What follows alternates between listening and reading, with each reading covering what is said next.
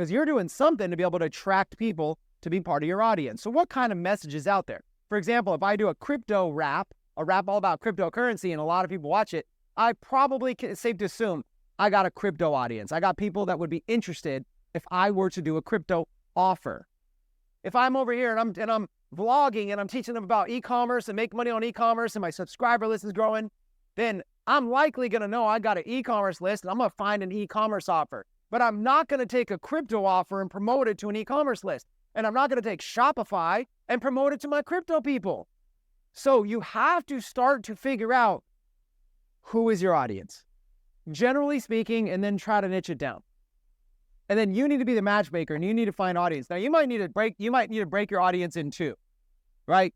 So you might need it in two parts, because you might literally just need to split your list in two, because you might have done too many random campaigns. But my point is, once you figure out your audience, now it's about finding an offer that matches with them, right?